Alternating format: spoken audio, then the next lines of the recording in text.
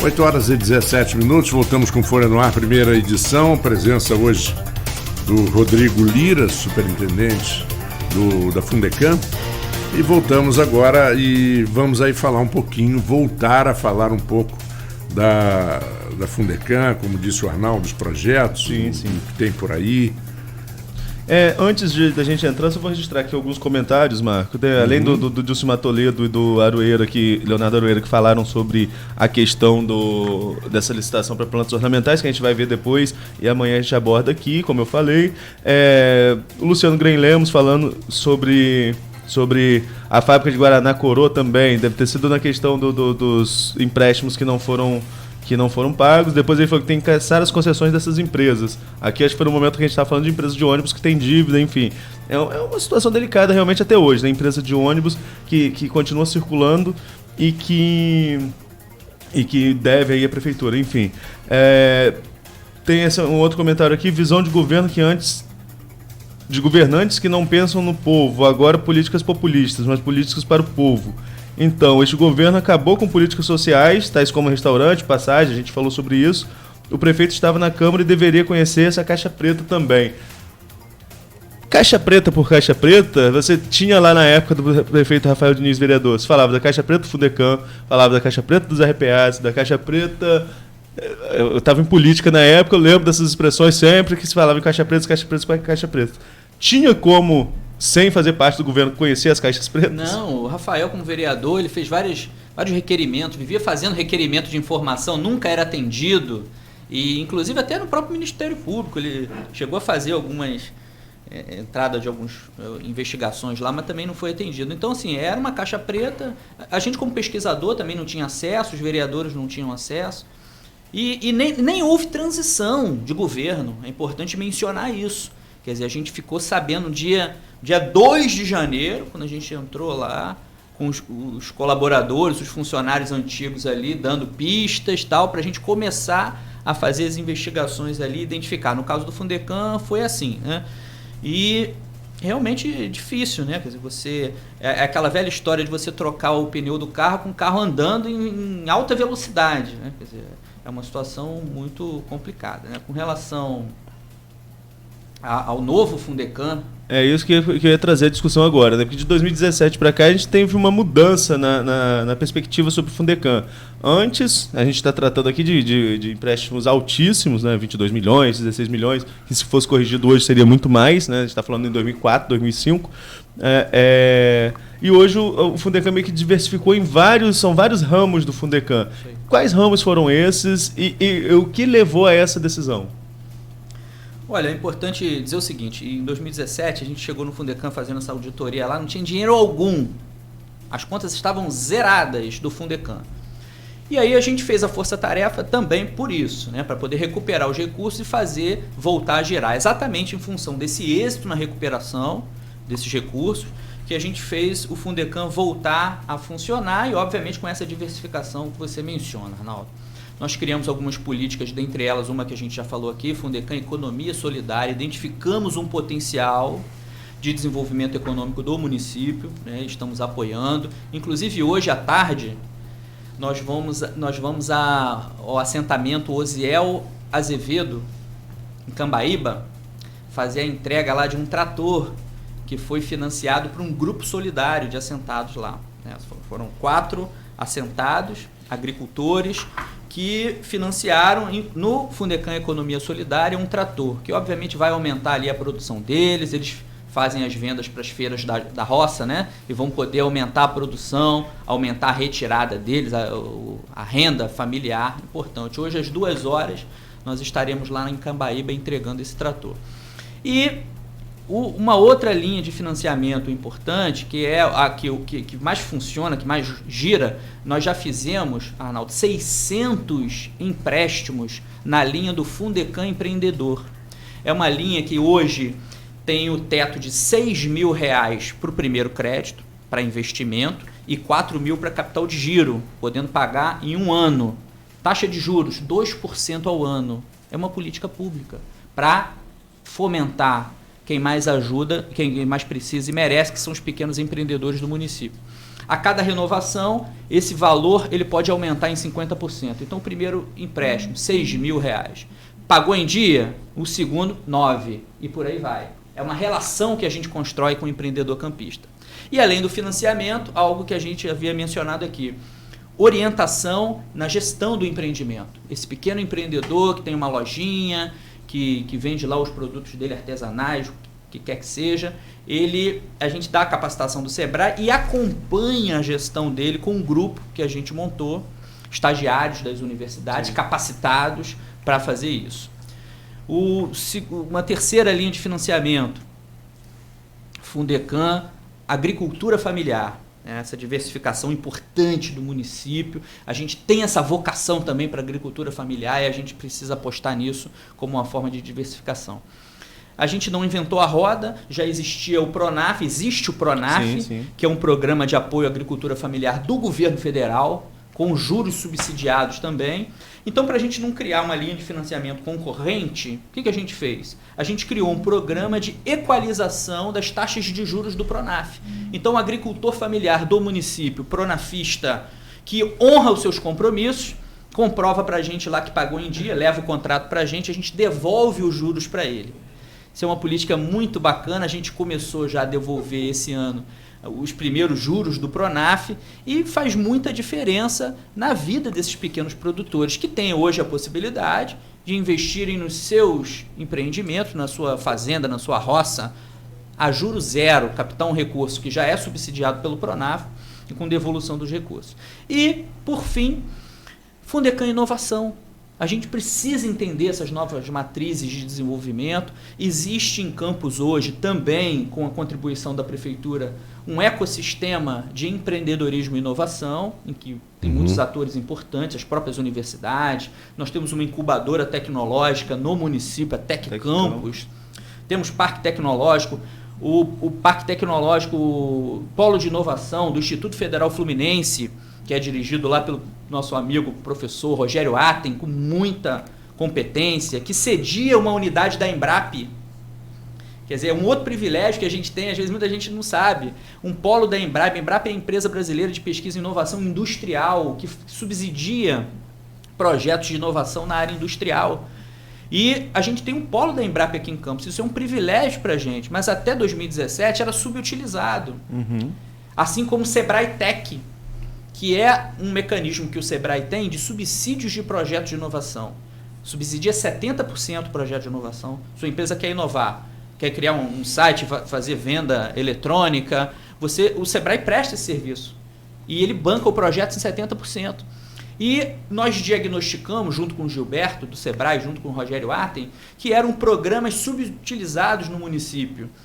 E aí, tentando entender o porquê dessa subutilização, eles sinalizaram o seguinte: olha, às vezes o empresário não tem os 30% da contrapartida, ou às vezes ele não tem o investimento, dinheiro para fazer um investimento sugerido pelo projeto. Fundecam entrou exatamente aí, nesse gargalo. A gente financia os 30% do projeto de inovação e também os investimentos necessários para a execução desse projeto até o teto de R$50 mil. Então, essa linha Fundecam Inovação nós já fizemos só no ano passado aí 18 contratos, esse ano a gente vai superar a meta também. Isso revoluciona essa gestão, cria um ambiente mais favorável para negócios, que é exatamente o objetivo do planejamento do desenvolvimento econômico local. Eu digo aqui, Arnaldo e Marco Antônio, que pela primeira vez Campos tem um planejamento de desenvolvimento econômico. É exatamente fruto da leitura desse planejamento que a gente desenvolve essas políticas no âmbito do Fundecam. Não são políticas fragmentadas, elas são alinhadas a esse planejamento que é gerar um ambiente favorável para negócios. E aí, eu já estou me alongando aqui, mas é uma informação importante, a gente tem recebido muitas empresas interessadas em vir, em se estabelecer em Campos. Não, obviamente, interessadas hoje no financiamento do Fundecam, porque não existe mais aquela linha de financiamento estruturante, mas em função desse olhar estratégico que Campos tem hoje na região. Campos é um polo universitário, todo mundo vê isso. Às vezes a gente tem dificuldade de observar isso aqui, mas são diferenciais competitivos importantes. Campos tem melhorado esse ambiente de negócios na cidade e, obviamente, está na BR-101, está próximo ao porto, são excelentes elementos que geram essa competitividade. No mês passado recebemos um grupo de investidores chineses, por exemplo, sim, de noticiamos estatais aqui. chinesas que querem no seu negócio incluírem a produção de etanol. A partir do ano que vem a China começa a poder colocar 10% de etanol na gasolina. Você imagina o que é isso em termos de mercado. 10% e os chineses vieram para cá. O mercado da China. Exatamente. E o Bolsonaro foi à China agora e eles ratificaram essa informação. Só que tem uma concorrência, né? Você tem o interior de São Paulo também que está de olho nesses 10%. Eu sei porque na época que... Quem falou isso aqui, dessa questão do etanol, acho que foi o Romeu, quando teve aqui. O Romeu, quando teve aqui, que ele citou que seria essa conversa com os chineses. Aí eu fui pesquisar e achei matérias do Estadão, e o interior de São Paulo está muito focado. O que a gente teria de diferencial realmente seria essa facilidade de exportação via Porto do Açúcar, que está aqui do lado, né? E eu acrescento um outro elemento aí, Arnaldo. Nós, como polo a indústria do petróleo, ela tem pela lei, pela uma regra da ANP, investir 1% do seu faturamento em P&D, pesquisa e desenvolvimento. E aí, obviamente, você tem que estar situado num ambiente que possa gerar esse círculo virtuoso. Você investe em P&D, isso melhora a produção do teu empreendimento, do teu negócio. Então, o olhar dos chineses aqui, dito por eles, foi que Campos também tem esse ambiente universitário de pesquisa e desenvolvimento e que poderia utilizar esses recursos de pesquisa e desenvolvimento também. Além, obviamente, de estar próximo ao porto, isso facilitar o escoamento da produção, da exportação. A gente falou muito sobre empreendedorismo aqui, e eu sempre tive uma visão com relação... Marco gosta de falar, até porque morou lá, sobre as questões dos Estados Unidos, mas... os Estados Unidos sempre investiram nessa questão do empreendedorismo. Isso é coisa de escola. Né? Cultural. É cultural. É na escola mesmo que se empreende a empreender. E aqui eu fiz curso técnico de informática, por exemplo, e tive aula de empreendedorismo com o professor Neilton, né, que hoje é presidente do Cicobi. Legal. Professor Neilton. E na época me impactou muito, embora eu não seguia na área, nem montei nada para mim, nem mexo em nada. Hoje sou quase um analfabeto digital, que voltei para o jornalismo, que era o que eu queria fazer desde sempre, enfim. Mas aquilo ali me impactou. Como que a pessoa abre sua mente com relação a isso? E no Brasil, meio que há muitos anos, havia meio que uma demonização do empreendedorismo. Que o empreendedor que só quer crescer, o empresário é de olho no capital e não pensa na questão social.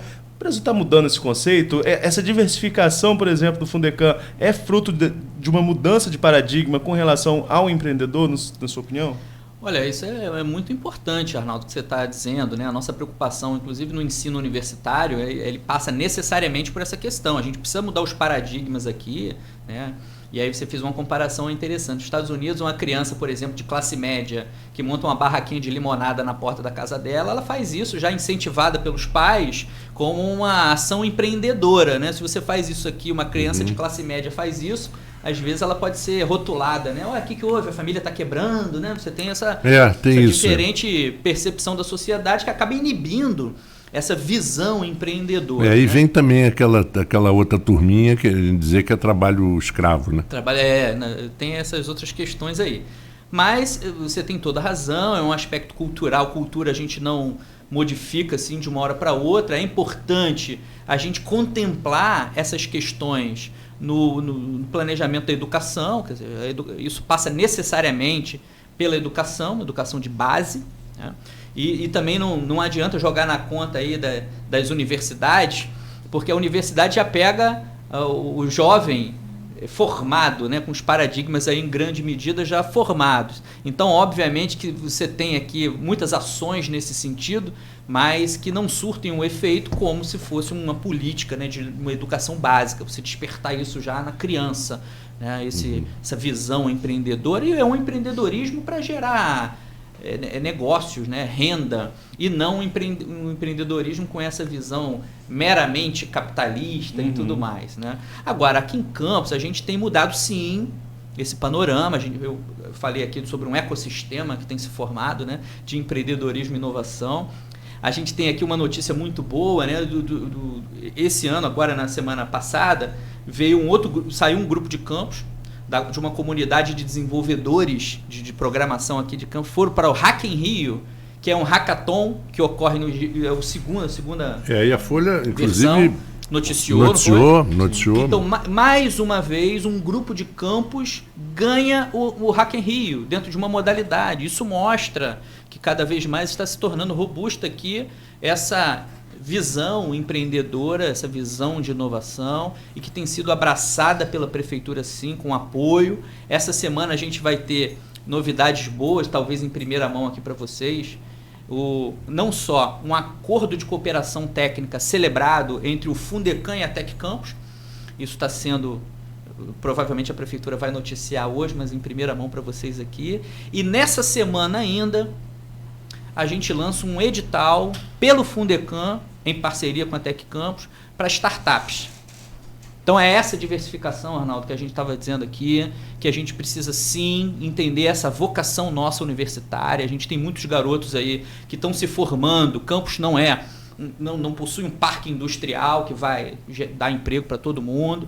Então uma alternativa sim importante é o empreendedorismo. É esse garoto sair, um engenheiro recém-formado, e montar a empresa dele. Nós temos um caso muito emblemático aqui, Marco Antônio, que é o do Thiago Rodrigues, que ele se formou no IFE, engenheiro de automação. Ele poderia ter saído porque é um talento de qualquer empresa do Brasil, mas ficou aqui, empreendeu, montou uma empresa de robótica. Ele se incubou na Tec Campus, desenvolveu um projeto de inovação no polo de inovação do IFE, com subsídio da Embrap, e aderiu ao Fundecam Inovação. Ou seja, ele utilizou vários elementos desse ecossistema de empreendedorismo e inovação. E hoje a empresa dele já fechou vários contratos. Ele fez um robozinho de inspeção de dutos, fechou contrato com Águas do Paraíba e outras empresas, já está gerando alguns empregos na cidade. Esse é o nosso modelo de desenvolvimento. Exato. E fica muito evidente que uma empresa nesse nível, ela pode perfeitamente estar estabelecida em campus, mesmo que não tenha a maioria de seus clientes em campus. Isso hoje em dia não existe mais isso. Você pode estar aqui perfeitamente, muito mais às vezes conveniente. Isso aí. Né? Você pode preparar uma mão de obra, você tem espaço, você tem área para crescer e você atender o Brasil inteiro, inclusive a cidade de Campos. A gente recebeu o Henrique da hora aqui da Tec Campus e a gente estava conversando sobre essas possibilidades, né? Esses programas normalmente são programas ligados à tecnologia. A tecnologia a gente fala tudo vinculado à internet, você vende daqui para qualquer lugar, não tem essa... Ironicamente, o Thiago Rodrigues, né, ele conseguiu os primeiros clientes dele fora de Campos. Justamente. Hoje a maior parte da carteira dele está fora da cidade, aí depois que ele conseguiu fechar os contratos locais. Mas obviamente é uma empresa que paga os impostos na cidade, que gera os empregos aqui.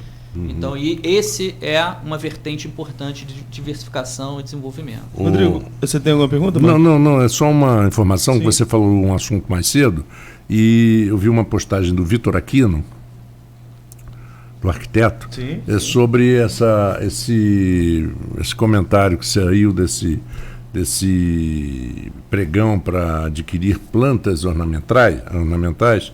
Na verdade, segundo o Vitor, são 3.900.000 e segundo o Vitor, esse recurso foi recebido com o ICMS verde e só pode ser aplicado para projetos ambientais. É por isso que eu falei que eu não ia abordar antes de apurar a situação. Exatamente. Não vi o edital. E Campos não sei qual seria. Vai receber em breve um parque para a cidade e esses recursos deverão ir para lá.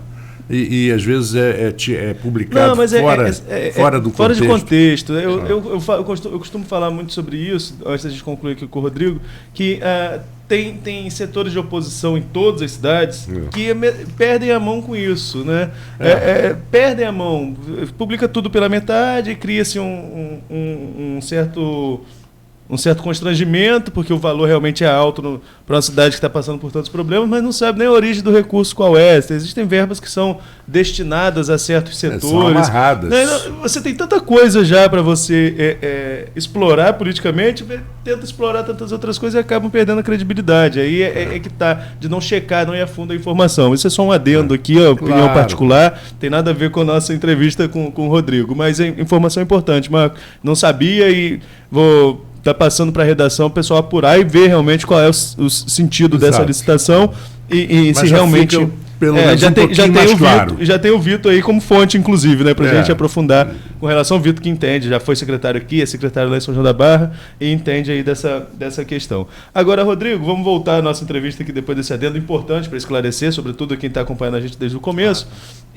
Mas vamos agora a uma informação também que muita gente pode estar esperando, está ouvindo a gente até agora, que como ter acesso às linhas de crédito do Fundecam. O que é necessário, quem deve se procurar, onde deve se procurar, e é meio que um serviço mesmo. Como que funciona o Fundecam para quem está ouvindo a gente agora, tem interesse de empreender, tem que ter já alguma experiência? Como que funciona de maneira geral? Existem 4 linhas de financiamento, né, com as características diferentes, mas a pessoa precisa ter uma experiência no segmento onde ela atua. Isso é um requisito importante exatamente para o sucesso do negócio.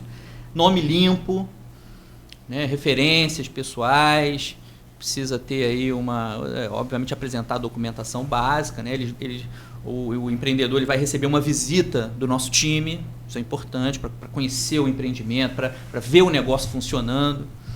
E não costuma demorar. A gente criou um mecanismo, né, de concessão de financiamentos que tem as burocracias normais, né? É o tempo bancário, né? A agência do Fundecam, a agência do Fundecam Crédito Certo, ela está dentro da casa do empreendedor. Esse foi um outro mecanismo que a gente criou também na cidade, exatamente conspirando com esse objetivo de gerar um ambiente favorável para negócios. Essa casa do empreendedor fica na rua Salvador Correia 21, na antiga Casa Brasil-Portugal, né? Ali perto da Beneficência Portuguesa. Então, o nosso time está ali à disposição. Quem quiser pode dar um pulinho lá, bater um papo, ver, identificar aí. E no próprio site da Prefeitura, você tem um resumo dessas linhas de financiamento com os contatos, com os valores. É importante essas informações aí para disseminar. Nós já fizemos mais de 600 contratos, mas a gente tem aí um fôlego, uma vontade de que isso se multiplique em negócios, em oportunidades para o desenvolvimento da nossa cidade. Então, o atendimento funciona na casa do empreendedor, de que horário a que horário? Horário comercial, né? Começa às 9, vai até às 18 horas, na casa do empreendedor, na antiga Casa Brasil-Portugal, Rua Salvador Correia 21, né? Pode procurar lá o Fundecam Crédito Certo, que vai obter as informações todas acerca dessas linhas de financiamento. Agora, quem procura o Fundecam tem que saber também que não é só ir lá e pegar o empréstimo, pelo menos é o que eu compreendo, né? Existe todo um trabalho que envolve o Sebrae, que o Gilberto teve aqui e falou sobre isso. Isso acaba por beneficiar ainda mais o empreendedor, né? São linhas que não só dá o dinheiro, mas também ajuda a saber como investir. A gente não quer arrumar um problema para o empreendedor, né? A gente quer uma solução, uma alternativa, uma oportunidade de ampliação do negócio dele. Por isso, essa série de mecanismos. O Sebrae é um grande parceiro, que obviamente, além das capacitações, né, nós criamos internamente no Fundecam um time para fazer o acompanhamento, porque às vezes tem essa coisa, a pessoa é capacitada, mas na hora de aplicar ali o modelo de gestão, fazer o fluxo de caixa, falar, não, eu sempre fiz assim. Não, mas tem que mudar, tem que fazer o fluxo de caixa. Uma frase recorrente no âmbito empresarial é de que as pessoas, eu não estou vendo dinheiro no meu negócio, né? Eu estou vendendo muito, mas não estou vendo dinheiro. Por que não está vendo? Porque falta controle financeiro, controle da gestão, exatamente para você rastrear o fluxo financeiro da tua organização. É muito difícil você separar seu dinheiro do dinheiro da empresa. Isso tudo é uma coisa que leva... É muito comum essa confusão. É muito comum essa confusão, principalmente nas pequenas empresas. Isso é verdade, né? Você confunde o caixa da empresa com a sua carteira e, obviamente, você não vê o dinheiro porque as coisas se misturam. Mas é importante você separar e a gente faz essa capacitação. Não só a capacitação, mas o acompanhamento disso também. Porque, às vezes, na primeira dificuldade, o empreendedor, deixa isso para lá, não vou fazer mais não. Tem que continuar fazendo até virar um hábito. Depois que vira um hábito, calcular o preço de venda, fazer o fluxo de caixa, planejar, fazer orçamento. Então, daqui a pouco, naturaliza, melhora o empreendimento. Você sabe que outro dia eu ouvi exatamente um depoimento de uma pessoa desta área, dessa área que você está falando, que diz o seguinte: muito dos erros de alguns empresários é tentar fazer o seu preço baseado no preço do outro. E não é bem assim. Você tem o seu preço baseado nos teus custos, nos teus gastos, e você tem que criar também um diferencial. Isso, legal. Um diferencial para gerar valor ao seu negócio. Isso aí, bacana. Exatamente isso. A gente faz essa capacitação com esses objetivos, né, de potencializar os negócios. E, obviamente, potencializar do negócio aumenta a chance dele pagar em dia o Fundecam, né? Por isso, talvez, a nossa inadimplência esteja aí abaixo dos 3%. É o que é muito bom. Olha, eu agradeço demais, Rodrigo, a sua visita, muito esclarecedora, muitas dúvidas que a gente tinha e ainda continua tendo, porque as coisas vão continuar acontecendo. A partir de agora, vocês estão começando a descobrir outras coisas e tentar articular uma forma de cobrar, mas parabéns pelo trabalho, muito obrigado pela visita, volte sempre, as portas estão abertas da Rádio Folha FM. Prazer muito grande, Marco Antônio, Arnaldo. Eu acompanhava os meus colegas aqui de prefeitura dando as entrevistas. Quando será a minha hora, né? E aí chegou a minha hora, fiquei muito feliz, muito satisfeito aqui, muito esclarecedora, né? O papo muito bom. Nem parecia uma entrevista, né? Se a gente tivesse Mas em outro ambiente, né? Essa é a intenção. A intenção nossa aqui é bater papo. Legal. Deixar que o entrevistado, que às vezes fica nervoso porque não está habituado, nunca foi a uma rádio e tal, mas que sinta-se à vontade e que fale o que pode falar, porque nem tudo você pode dizer, né? E a gente entende como jornalista. Mas muito obrigado pela sua visita, volte sempre. Eu que agradeço. Estou à disposição de vocês lá, por telefone também, se vocês quiserem ligar. Claro, se tiver alguma coisa, uma novidade do Fundecam, dá uma ligadinha, né? A gente está à disposição, vai ser um prazer retornar aqui e conversar com vocês. Então tá ótimo. Arnaldo, para você uma boa terça-feira. Amanhã nós temos um papo muito interessante com a psicóloga e um fisioterapeuta sobre essa parte de se preparar fisicamente, psicologicamente para os dias de hoje, né? Nós estamos ainda no outubro rosa e daqui a pouco entramos no novembro azul, então isso tudo mexe com a saúde, mexe com o estado de espírito da gente. Certamente. Então amanhã a gente vai nesse bate-papo aí e no decorrer da semana a gente vai trazendo o restante da programação. Então, hoje está aguardando uma confirmação aí. Pode ser que quinta-feira a gente tenha 2 entrevistas, uma de manhã e uma à tarde, eu adoro isso. Com 2 prefeitas da região, né? Então vamos aguardar. Seria interessante. Muito interessante. Mas as 2 estão para confirmar hoje ainda se e sexta-feira também você tem já uma coisa planejada. Sim. Sexta-feira eu estava pensando em a gente trazer alguém do setor de petróleo de Campos e de São João da Barra, até mesmo para reforçar o convite, né, para o evento, para o ato de sexta-feira.